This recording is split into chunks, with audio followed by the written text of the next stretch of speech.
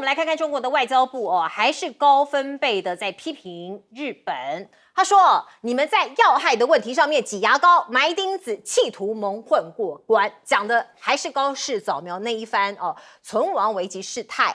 中国大陆的外交部部长王毅就说，他坚持这个反对日本现职领导人在台湾问题上面干涉中国内政。当年他特别提到，当年日本军国主义这是以所谓的存亡危机事态为幌子悍然对外发动侵略战争。所以中国大陆这里对这一步寸土不让这个历史教训绝对不可以重演的。而16号在日本的参议院，我们看到高市早苗的这个涉台言论也被其他的国会议员来围着问，甚至还出现了3次中断电视声音的罕见场面。您现在看到的就是当时的一个画面不知道为什么这个混乱持续进行。那电视的直播通常也不会中断的这么的多3次的中断，累计一共中断了238秒。那我们看到呢，也有很多的这个在野的这些立法委员嘘声并且起立来抗议所以可以说是场面有点混乱。那小泉进次郎想要救驾我们看到他好几次举手来，导播让我们看看这个画面，他举手企图发言帮这个高市早苗来救驾来开脱。可是呢，这个再次引发在野党议员的强烈不满，小泉的发言请求也被驳回这是我们看到在16号日本参议院的预算委员会上面的一番光景。而这个中国大陆呢，连3问反呛日本的防项。这个是我们先来看看这一张照片这是在 X 上面这是小泉他PO 出来的，他PO出这是一个手套，您看得出来它是飞行手套吗？这是 F-15飞官他们这个戴在手上面的飞行手套，上头用日文写着其实也算是这个看得很清楚，冷静严格所以他就大赞自卫队不为中国的雷达照射所以不断的在升高这样的情势。那小泉进次郎他就说中国大陆的这个国防比我们还多所以中国的外交部就发3问，连发3问。因为我们先来看看这个事情的源头是小泉进次郎在国会答辩里头说我们日本为什么要增加军费？那是因为中国，你看看它20年的军费增加7倍，而且最近3年的涨幅都超过日本，所以我们应该在国防上面再增加一些预算那中国大陆的外交部发言人就说，在和平跟安全的问题上面，中国记录最好。是记录最好的大国，国防的这个费用的增长也合法合理。如果真的要比较谁涨得多的话，你用人均防卫费就是除以所有的国民那这个中国大陆的这个人口是比较多的嘛所以这个中国大陆的这个所谓它的防卫费其实没有比日本还要多。那日本是大幅的调整安保政策，防卫费13年连增，近5年激增大概60%。日本的费用是中国的3倍和2倍多所以到底谁在扩张核武呢？如果你要来算的话，那我们再来看看这个鱼鹰运输机到底发生什么问题。说是日本长期的民众说你自卫队不要飞鱼鹰运输机，因为它频频发生事故。那它因为发生事故，所以就要调查那专家就发现都是人祸2大问题害数十美军死亡。美国的问责局还有海军的航空系统司令部就发布了这份报告，说如果要解决这些问题至少需要10年呢，要这么久才能够把问题给解除。中日之间我们看到呢这个现在看起来是完完全全交恶的状态，在外交上面，有人就说要修复的话，可能要10年包括中国大陆驻联合国的大使傅聪就说高市早苗的台湾有事答询是逆时代潮流，不可容许的言论。可是日本驻联合国的大使他也这个轻轻的就是这个带过了，他说这是你的发言毫无逻辑，令人遗憾。所以这个对立其实在联合国也持续在进行中。那日本就这个有一些媒体就说高市困境局势降温时机点会在哪里呢？因为明年11月，在中国大陆的广东深圳会有 APEC。他说，有没有可能那个时间点有可能会回温或者是把这个所谓的紧张局势给它做一个缓和？不过有很多日本的小朋友可能要生气了，他们很伤心，说可不可以不要走？什么事情呢？上野日本东京的上野动物园的大熊猫在明年就要运回这个中国大陆了，而且看起来也不会再出借给你了。所以呢，有很多小朋友就哭求，可不可以永远留下来？日本马上就没有大熊猫了，可是美国的媒体补刀啊，在伤口上撒盐说，法国刚刚从中国租到一对大熊猫，所以这个外交看起来这个困境或者是这个挚爱难行的地方，还会持续到10年吗？这个不一定的，也可能比10年还长，也可能比10年还短。那这个要看日本的军国主义者要不要把他的这个台湾有事论，就是日本有事要收回。过去其实高市早苗他透露出一个残酷的事实，这个事实就是日本的军国主义者的一贯立场，就是台湾有事就是日本有事，所以等于是他们不说，但是他们做，然后他们也告诉台独的说，我们就是会这样做，所以你放心的去搞台独，你一旦搞台独，两边发生冲突，我们日本人一定会站出来挺你，跟你一起作战。这个就是他们在暗中一直在推这个部分，所以你可以看到，在台湾的这些台独的这些人，他们络绎不绝的就到日本去嘛，接触的就是这些军国主义者，不管从李登辉时代一直到现在这个台独的都是络绎不绝的跟日本的军国主义者暗中都有这样的一种这个勾连也好，或者是说暗中的磋商也好。可是现在的问题是，以前是秘密的进行，然后都不明说，不管你怎么问，他都不明说。那以大陆来讲，要反制你就很困难。为什么？因为他都不说嘛。他说我们，因为日本人演的都是两面手法，我们遵守1972年中日的这个联合公报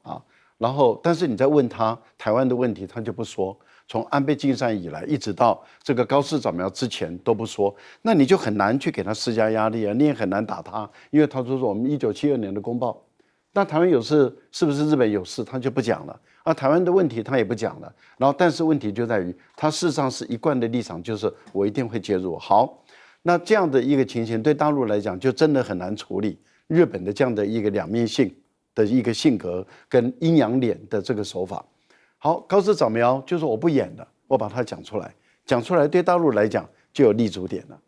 那也就是说，第一个你干涉我内政，第二个你违反这个1972年的联合公报，你日本人不守信第三个你违反了联合国的原则等等。好，这个部分一来的时候，美国人一看你已经把不应该讲的东西讲出来了，那美国人就说那我不介入了，而且川普的意思就是你高市你不要给我闹事，你已经闹事了，你不要再给我继续闹下去。那你看美国这样的一个表态，其他的所有的美国的盟国全部都这个跟日本保持一个距离。那现在日本怎么去面对呢？你唯一的答案就是收回嘛。可是如果高市早苗把话收回，军国主义者的空间就整个没有了，因为你自己收回就代表你军国主义者不敢做了，那台独的美梦不是就破碎了？所以这个就不符合军国主义者的利益因为他就是希望用台独的力量造成两岸之间发生冲突，让我们中国人彼此之间互相残杀。那那个军国主义者的这个密谋不见了以后怎么办？所以他不收回，只要你自民党继续执政，只要你自民党没有收回，那大陆怎么可能跟你有正常的关系？所以我才会说不会只是10年，也可能会一直下去。但是你收回的时候，或者是换个政党上来，他说对不起，我们不会买这个自民党的单，我们不会介入，那不是就又结束了问题？所以有可能很短的时间内就结束了，但也有可能会一直往下走。我个人是认为，以现在的日本军国主义者来说的话，他们这一次他们真的是躲不掉了，因为一定给你压到底，压到你自己在这个地方摊牌为止。彬哥怎么看？这个其实中国大陆现在很明显就是一直不断的拉高施压的态势，那你也可以很明显的看得出来，高市越讲越趋保守，但是他还是不肯收回，当然也不可能道歉。那他昨天被广田一问的时候，其实为什么中间一直被消音，你知道？就是他关麦，因为广田一第一句问说，台湾与日本是与日本关系密切的国家吗？高士就关麦了。然后第二个还问台湾到底是不是与日本关系密切的国家呢？请清楚回答。然后高士又关麦。那第三个，他再问与日本关系密切的国家中有没有包含台湾？他用各种方式去问，高士都不敢回答。为什么？因为你如果回答是，那就表示你认为台湾是国家，那可能就会引起中国大陆这边更强烈的反弹。所以这一段出来之后，你可以很明显的看得出来，高士在往后退。但是即使是往后退，但是以现在他自己的民调支持度，他也不愿意去说什么认错、道歉、收回啊这样。所以我个人认为，即使是这样，双方的僵局还会持续，大概不会消减。那至于说小泉最近又是故意摆拍他跟那个美国通电话，又是弄这个手套，出来好像显示日本多军容壮盛什么，或者多坚韧不拔。其实这些就是单纯的作秀，没什么太好意外。可是重点是在于，他去跟中国大陆比军费，对，没有错。中国大陆最近这20几年，他的军费也好，他的军力也好，是整个爆发性的成长，这个是大家都有目共睹，也没什么好否认。可是日本拿这个东西去跟中国大陆比的话，那我请教一下，小泉进次郎先生，日本是可以有军队的吗？不行啊。对啊，所以你到底在跟人家比什么？你们只是自卫队，你不可以有军队的。对啊。所以你在跟人家比什么军队？这不是很奇怪的一件事？你忘记你是2战战败国吗？所以我觉得日本人常常会，也许不是故意，就是已经完全忘记这回事了。但是你忘记了你自己本身是战败国，有些事情别人能做，你不能做，这是你2战战败要去承担的责任。你忘记这件事了吗？然后余英这个问题我必须说，这个无解了。无解。你说10年之后再来解决，10年之后搞不好余英都要退役。因为其实本来前几年他们就激烈反弹，因为余英出事的几率实在太高了。对。其实本来就很多人建议说，余英是不是干脆提飞了？是。那现在你说要去解决这些相关的问题，不管它是人祸还是本身结构这个设计的问题，你还要10年才能解决。我看直接停飞吧，会比较快一点，会比较安全吧？对啊。来请教将军。我觉得日本这个飞行员手上写那几个字，看得我提心吊胆的。这场仗差点打起来，因为这就是日本的他们武士道精神，经常干的事情。你看看他现在他说他写在手套上面，对，那你怎么知道他脖子上面额头上面绑的是必死2个字？这以前日本神风队就经常干这种事啊。那你现在来讲，你在那边手套上面写，那我问一下，这个飞行员头上额头上面有没有绑一个白色布条，写个神风2个字？那你想想看，我们讲这件事情其实虽然说已经过了好几天了，可是我要特别在讲，既然这个小泉进次郎提这件事情，为什么对抗了30分钟这么长的时间？也就是说，解放军这个第一次来讲的话，3分钟就是。而且距离近到只有40几公里，代表解放军辽宁号战机是紧急起飞的，因为你已经接近到40公里。那当然，我用雷达照射你，警告你说我已经知道你在那边哈。如果说你再继续靠近的话，我就有可能会攻击你哈。这代表第一次警告他走了。就第二次来讲的话，158公里他又来了，而且这30分钟。我相信日本这个 F-15这架飞官，如果你看他手套上面写这种字的话，我觉得这个时候他在极尽做各种挑衅、危险，甚至于说是做事要攻击的动作。比如说他改变他的航向比如说他突然做俯冲或者突然做爬升或者是突然做转弯等等，做这种有可能对这个航母做攻击的动作。所以难怪这个解放军辽宁号的战机。那对它发射雷达，持续照射了30分钟，代表说双方来讲，我们不要讲说日本的飞行员怎么样，我觉得日本飞行员极可能就是那种这个狂热的极右分子才会在那边跟解放军。如果说你只是说我只是监视到你，你到我这边来，我监视到你有没有危险动作，那你应该保持固定的航高航向跟这个速度嘛，你不要随便改变嘛，来代表说我没有敌意嘛。那我相信解放军会对你做这么多的这么长的实际照射，那不错了。你可以说你手套上面写这4个字，我觉得解放军这个可能线条上面也写了好几个字勇敢、沉着、积极、忍耐严肃、刚直大概写在上面。我觉得这个如果说日本一直在这方面做挑衅，那我刚刚讲这种情节，你有没有想想，这双方的飞行员极可能擦枪就走火了？对啊，因为每一个日本是极端的极右主义，中国也是有中国的民族精神在里面了，对不对？我中国被你欺负那么久，再加上这个南京大屠杀，我相信每一个飞行员他都受过这种观念，有这种想法，那很容易就擦枪走火，这是非常危险的动作，有可能会酿成灾害。如果说一旦这个打起来，一旦那个按钮一按下去，我跟你讲，那后续来讲很难去收拾。所以我认为小原进场，你这个事情已经过去了，你在国会里面特别讲这个代表。这个日本来讲，包括小泉极右派军国主义即将兴起，而这念头在他们脑海里面一直是去不掉的。所以我建议中国来讲的话，当然在这种状况下，一定要将它打压下去，不然的话，对亚洲周边的邻国来讲，都是非常危险的一件事情。是战争发生的这个原因，有时候你很难想象，有可能是擦枪走火，有可能只是为了一座庙。我们来看看泰检啊，再爆冲突第11天哦，显然这两个国家都不给川普面子，还在继续的打。泰国的空军F-16哦，再度发动空袭，所以你也可以看到哦，看起来柬埔寨哦被这个空袭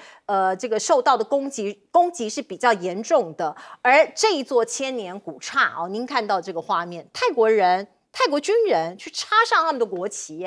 而且泰国的战机投弹逼近吴哥窟。大家知道吴哥窟这个地方非常著名的旅游景点，它里头都是古迹呀，所以看起来这两个国家的这个纠纷啊、冲突啊，一时之间没有办法落幕。第5代反坦克飞弹也在内，这是什么事情呢？因为这个泰国把这个柬埔寨的军人给这个抓了之后呢，缴获了中国制的一些反坦克飞弹等武器。那泰国人说我没有义务啊，我没有义务要归还给制造国哦。那我们看到包括这个柬埔寨，泰国就说柬埔寨你要先宣布停火啊，我们才可以停止交战啊。可是柬埔寨也会跟泰国讲说你要先这个停火，所以两边看起来僵持不下，让川普非常的尴尬，因为他所谓的调停根本没有起到作用。而另外呢，我们看到五角大厦现在有一些想法慢慢的要付诸实现了，包括还要降低美军多个司令部的级别，而且重新调整高级将领之间的权力平衡。这个是来自于华盛顿邮报的报道，说是这个方案实施之后呢，美国最高层会带来数十年来最大的变革。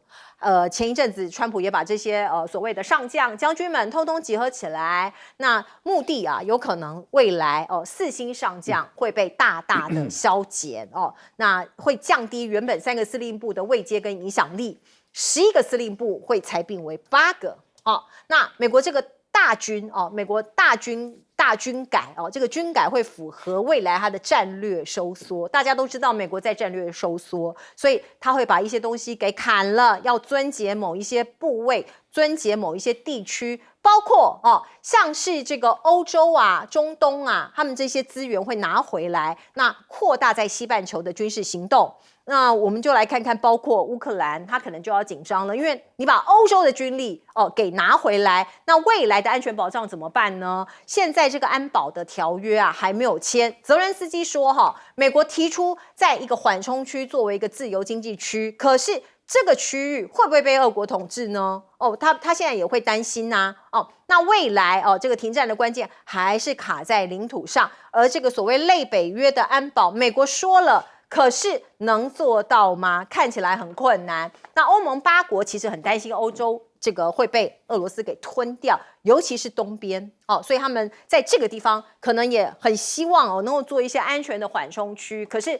力有未逮，因为欧盟或者是欧洲国家本身其实现在已经是积弱不振了。川普自己其实问题超级多的啦。内政经济一大堆问题，他就说今天晚上美东时间9点要发表全球演说。那他在他的社群宣布，他就任的这一年对美国来说是一个了不起的一年。可是他的幕僚长威尔斯接受媒体访问的时候说川普有酒鬼型的人格，虽然他滴酒不沾，据说他不喝酒，可是他的决策会是无所不能，而且逮到机会就要报仇，这很像是酒鬼。那川普知道这件事情，媒体报道出来了呀，他不生气他还说，没错啊，这个幕僚长讲的对啊，我不滴酒不沾，可是我有上瘾性的人格，他自己也不避讳。我们看到美国的经济有多糟哦，11月的失业率攀升到4年的新高，而最新的民调是，川普的支持率已经跌到39%了，共和党人不满意他的经济表现。来，请教老师。我觉得有关于泰检的问题，要问一个问题了，就是你们要打到什么程度，打到什么情况才肯停火啊？也就是说，要用打仗的方法来解决这个庙的问题啊，还是说要用谈判的方法来解决这庙的问题？如果说今天泰国最后他说我今天要用打仗方法来解决这个庙的主权的问题，那当然一定最后要进入地面战啊，那也就是泰国他要派兵去占领这个庙，守住这个庙，但是从此以后可能就无休止的啊，因为柬埔寨也一定会想方设法要把它夺回来。那以现有的这个泰国的军力比较强，它可能可以夺下来。可是在未来来说，柬埔寨如果用游击战的方法不断的骚扰这个庙，就再也没有观光客。那么这个庙很有可能会沦为战火的一个废墟，所以我个人觉得这个不是一个解决问题的一个办法。但是目前来说，泰国还在选举中，要到明年1、2月才会选举完。选举没有结束之前，泰国现在的执政党它是少数党，它不可能在这个跟柬埔寨的军事冲突中，它表现出退缩，所以川普的调解很明显的失败了。而他用关税的方法也没有办法去阻止这2个国家。为什么？因为关税跟一个人的权位来比，那关税是对这个国家嘛，可是权位是选举，我不能败啊。那你想哪一个重要，哪一个不重要？所以我想泰国的总理以目前的态度来说，他表现得很强悍，这个已经也是可以理解的一个地步。也就是如果他屈服了，或者是他害怕关税了，那他可能也就不可能再当总理了。我想这是一个目前因为把内政的问题、选举的问题跟这个两边的国与国之间的交战都混在一起，川普也无从着力起啊。那以中国大陆来说的话，就是说等到你美国的调停都失败都无效，大陆再介入的可能性反而会比较高。军区的这个改造或者是重组，因为赫克塞斯一直反对他说我不是退缩，我是重置，这个是玩文字游戏了，reset 嘛那重置的逻辑，我们要看它是服从于哪一个根本，就是新国家安全战略。新国家安全战略已经对于美国的国家安全画出来了，也就是美国目前来讲优先要处理的是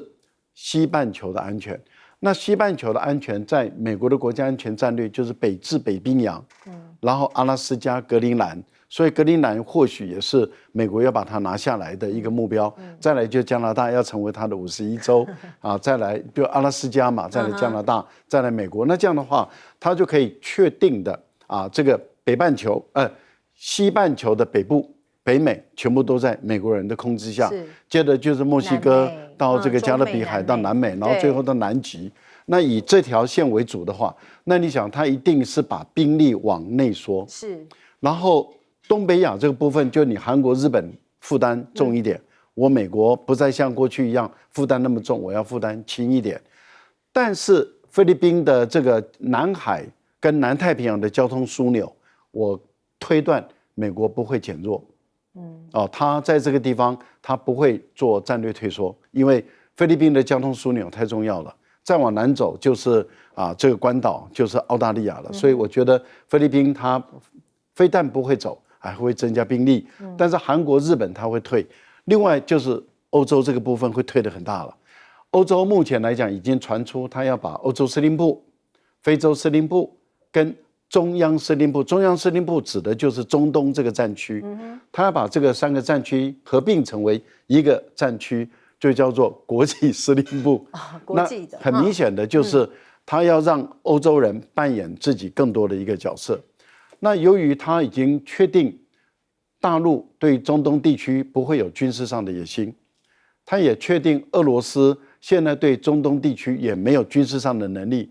那他为什么要在中央司令部里面布重兵呢？所以我个人的推断是，它的整个重置或者叫做严格上来讲还是战略退缩了。是，它兵力说，那我现在美国不负担主要的角色，由你们当地国来负担主要的角色了。其实非常的明显，很明显。好，我们进一下广告。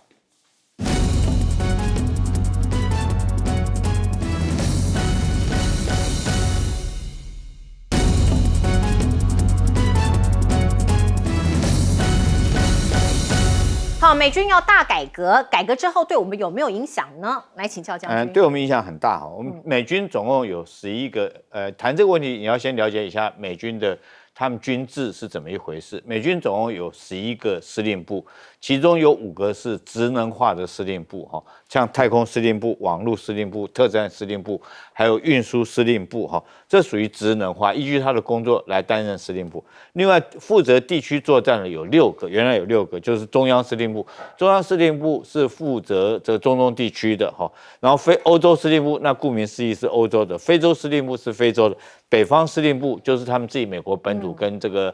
加拿大，还有一个南方司令部。那现在这几个司令部他平常做什么？他没有建制的部队，他只是带着情报、人事、后勤等等这些幕僚，在完成各种模拟状况的演习作战计划。如果哪个国家发生什么状况，他需要多少兵力、多少飞机、多少军舰，然后将这些作战计划做好。一旦发生这个状况，美军的这种陆海空三军就编配部队给他，然后他来负责指挥来作战。大概美军的整个指挥体系，全球的一个指挥体系是这样一个建构。那现在很明显，如果他将中央司令部这个取消掉了，中央、欧洲、非洲这3个司令部取消，代表他对这3个地区来讲已经不再重视了，所以没有那么多编制，你没有那么多人员去研究这个地方，不管是地形或者敌形或假设的假想敌，或拟定各种作战计划。那临时发生事情，你要去拟定这个作战计划，那一定是不是很详尽的。可是我们特别要注意到，它保留3个作战司令部，一个是什么？一个是印太司令部啊，那当然就针对我们台湾的嘛，哈，针对印太、针对中国的啦，那很明显，印太司令部它保留。第2个南方司令部，它当然要对南美洲是它的后花园，它必须要拟定现在来讲，譬如说对委内瑞拉哈，甚至未来对哥伦比亚，它会加强对自己南美洲的这种力道管制。那北方司令部，因为是它关系到自己美国本土的防卫作战，还有加拿大这边，所以它保留这3个。从这种编制改变，我们就可以很明显出来，它重点全部都放在除了它自己美国是应该之外，它重点就是在印太司令部这边哈。那当中央包括到中东、欧洲还有非洲来讲的话，它本来就不是很重视，他叫欧洲自己以后自己要管欧洲的事情，然后这个中东地区他可能就这个由以色列自己来负责。我觉得他所有重心依照这种改变编组来讲的话，他以后所有重心将来对外的重心一定是印太司令部，也就是针对中国的崛起，他要将中国打压下去啊。这次我们从这次美军的改革就可以看出来。那第2个来讲，他会这样改革，代表说他的这种不管是国防预算的经费或者人员的编制，以及明显的捉襟见肘，他必须要做缩编。那他缩编的对象就是欧洲、中东，还有所谓非洲这3个地区。是，所以泽伦斯基很担心。好，我们进一下广告。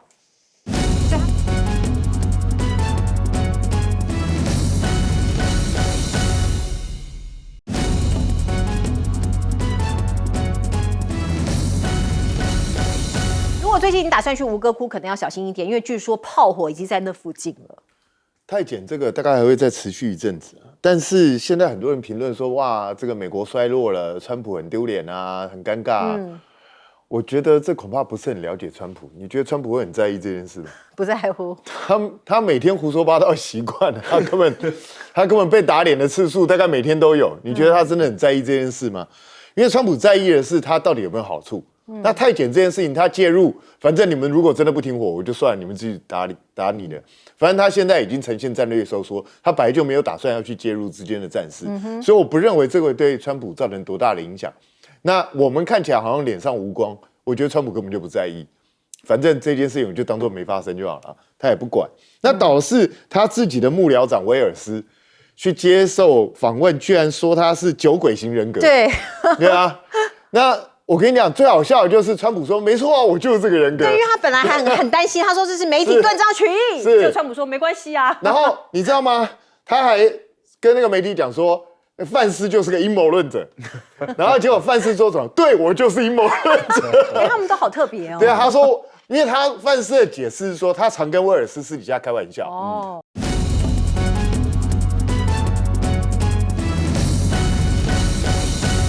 欢迎您回到新闻大白话的节目现场，我是钱子，介绍这1个小时的来宾。首先是国际政治专家赖岳乾老师，主持人好，观众朋友大家好，以及资深媒体人谢寒冰，主持人好，大家好。另外是退役少将厉正杰将军，钱子好，各位观众大家好。好，我们来看看对岸解放军的福建舰昨天通过了台湾海峡，我们的国防部说国军均绵密的监控，这是对岸第3艘正式成军的这个航空母舰。所以我们看到顾立雄也说，预判是回上海长兴岛做缺改，就是缺失改正没有军事意图。可是还是要让大家知道这件事情。国防部再度提醒大家这个敌人有可能突然攻击部队不待命令作战，什么意思？因为现在我们都在注意共军由言转战这样的威胁，所以国防部有说如果他真的突然由言转战来攻击我们台湾的话所以我们这些各部队不用命令不用中央这个命令，实施分散式的管制，去中心化的运作指导之下自己就去作战。这个我有点看不懂，等一下可能要问将军是不是？我研判他由言转战，我就可以发第1集这个听起来有点恐怖那另外我们再来看看呢，美国说是现在有一种飞弹这个飞弹呢可以从关岛20分钟之内打到中国，这是美国第1款极音速飞弹，叫做暗音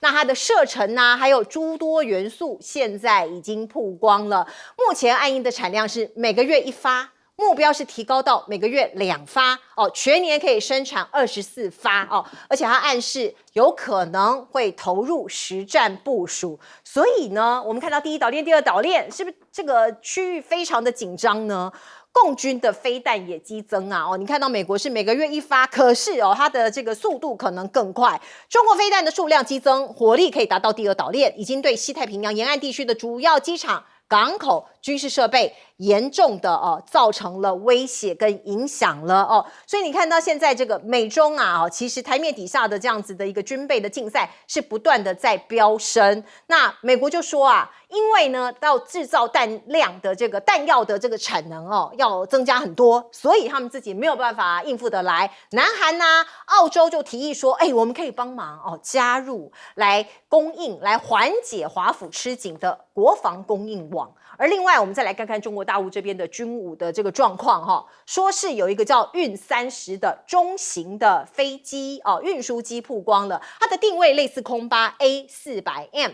这是军事分析师发布在中国中型运输飞行器的一个照片证实了这个运30的专案在外界都不甚明了的情况已经很隐秘的在进行着。那我们看到呢，从空中到海上的确这个中美2大强权都在竞逐。那美国跟菲律宾不断的在联合军演秀肌肉在区域间我们看到最新的是16号在南海举行代号海事合作活动联合巡航，美国派出了巡洋舰还有直升机、巡逻机在这个地方做演训。而菲律宾这个民间现在有一些状况出现了这是发生在12号，菲律宾有多艘船只看起来像是渔船，可是实际身份不明，他们在南沙的仙滨礁附近的海域跟中国的海警船对峙。那有部分的渔民那就跳过来要进入这个所谓的这个西湖捕鱼的时候，中国的海警就去阻止他，然后这个菲律宾的渔民持长刀挥舞，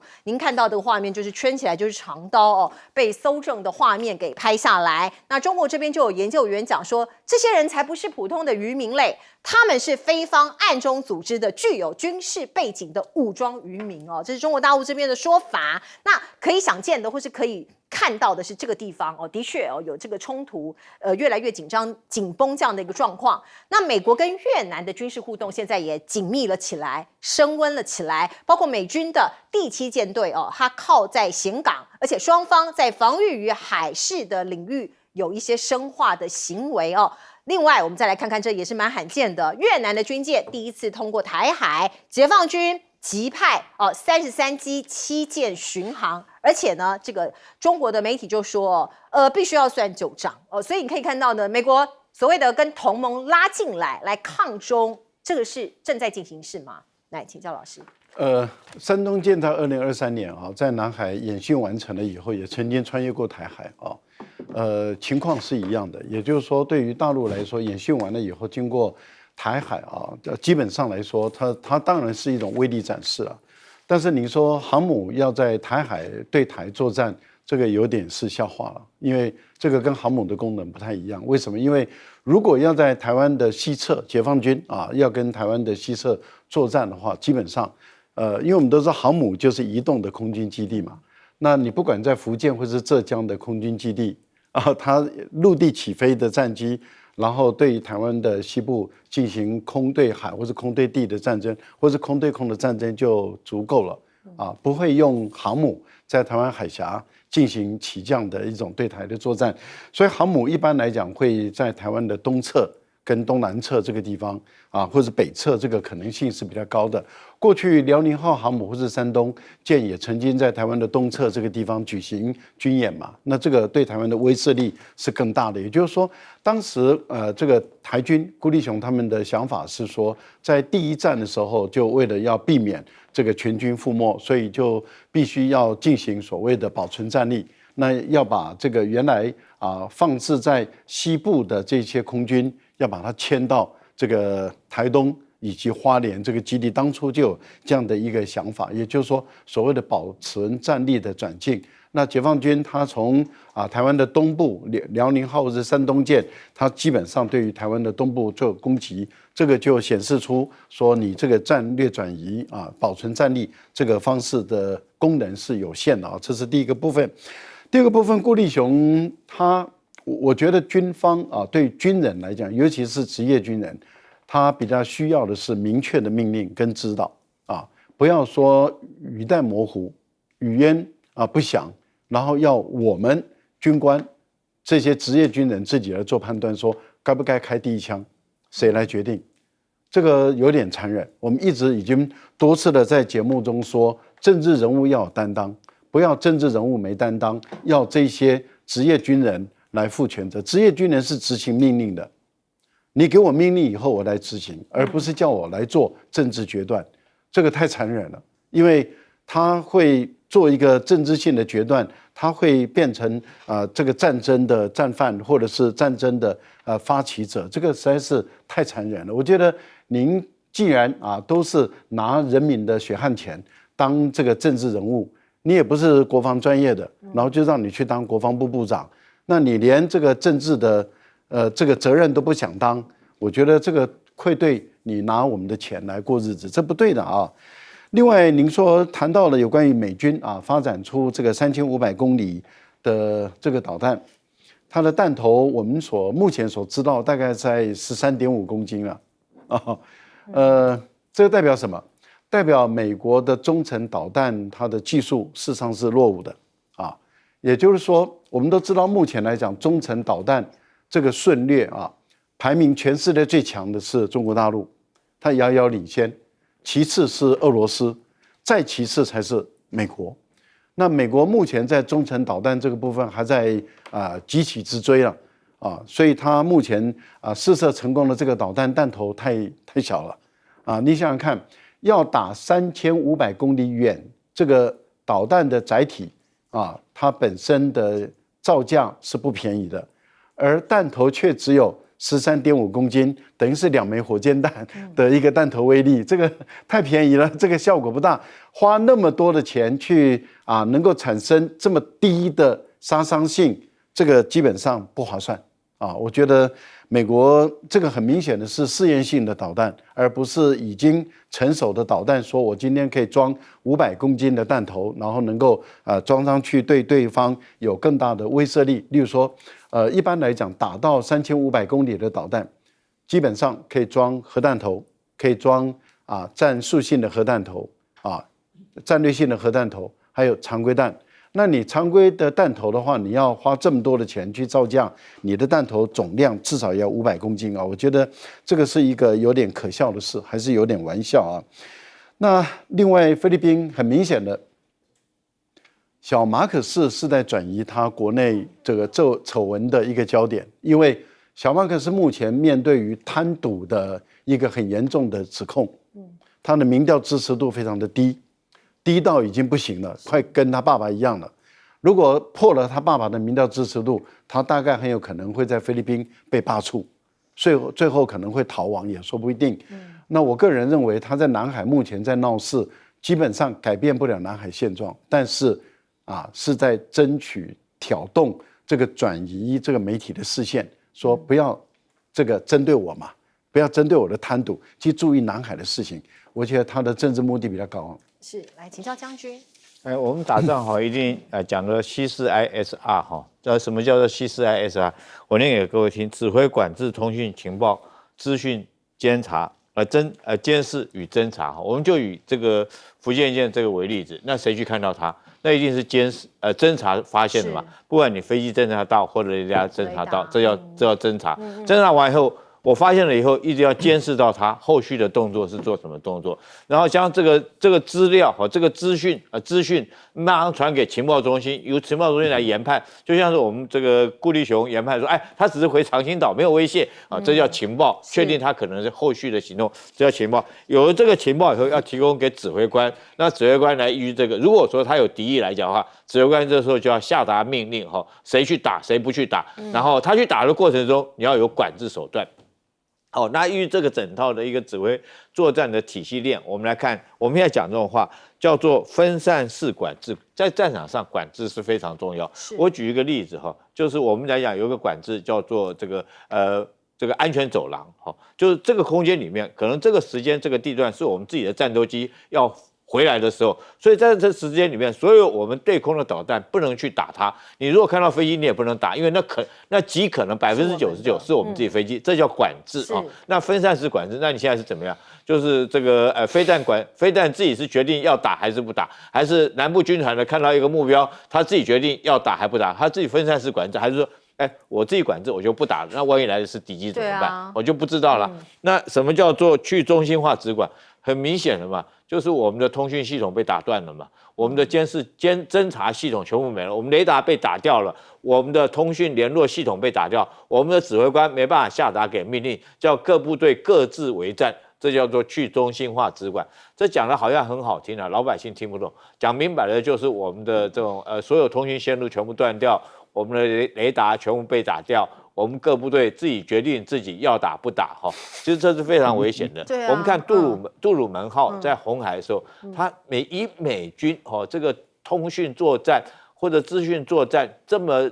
缜密的一个国家，这么发达一个国家。他都会误击自己的 F-18战机，那你想想看，在我们台湾，你要放松，你怎么办？那一架飞机飞过去，你又讲了，这个每一个派出所放一枚刺针导弹，那老田那还得了啊？你怎么知道那架飞机、那架直升机是我们出海攻击完回来要做整补了，还是敌机回来来对我们实施攻击的？所以这很明显的就是我们自己承认自己没有战时的时候，第一时间我们可能通讯指挥管制各种手段全部会断掉，在不得已的状况之下打这种仗。那在不得已之下打这种仗，我跟各位报告是必败无疑。任何美战必连，作战靠指挥，指挥靠通讯。如果这些都没有的话，你等于说一群底下的无头苍蝇各自自己去打自己的仗，那叫乌合之众了。那怎么叫做联合作战呢？那有关于顾立雄讲这句话说福建号是到长兴岛去做这个维修，我觉得你这不是国防部长应该讲的话。我们有一句话大家都知道，叫做料敌从宽那如果说依照福建舰这样子过来，你这个顾立雄你凭什么来判断他就是回长兴岛去维修的？我举几个可能你说上面没有看到飞机，他肚子里面没有飞机吗？对不对？他有没有可能这飞机放在肚子里面？你说，台湾海峡这个很窄，它不需要用到航空母舰，那你能确保它就不用航空母舰对付你吗？那会不会这艘航空母舰它是有可能去接替辽宁舰到黄海地区去演习的？有没有这个可能？对不对？有没有可能它做后续来讲去那边接飞机的？到上海或什么去接他的战机，在那边落下坐飞机。所以我觉得这种事情由记者来讲就好，你当个国防部长不要跳那么快，万一你讲错多丢脸了，代表我们国家的情报判断是如此的差。大家一定，你国防部长讲这话，代表是情报次长已经做好整个情报的研判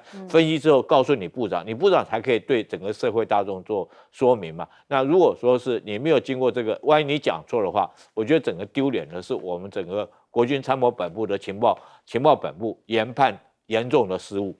是，来，斌哥。其实航母会经过台湾海峡，就知道它绝对不是采取军事行动。军事行动没有哪个250航母会把自己放在台湾海峡，那个根本是处于自己最容易被人家攻击的地区。那可是顾立雄说他要回去做缺失改正，这个我觉得很奇怪，为什么？那个是海测的时候才应该去做的事，他已经成军了，所以你怎么知道他有缺失？我就觉得很奇怪。对啊，人家不能回去补给或者说其他的任务吗？所以我觉得，当然我知道顾立雄的目的就是要去贬低对方啦，要显示出他那个东西不行啊，他那个东西很差啦。可是再怎么差，再怎么不行，也比我们根本做不出来强吧。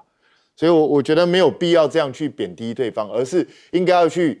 更加去关注对方到底采取什么动作，那我们有什么相应的反制措施。我觉得这才是比较最重要。比如说现在大家一直都在讲了，美国智库跟美国国防部也都已经证实了，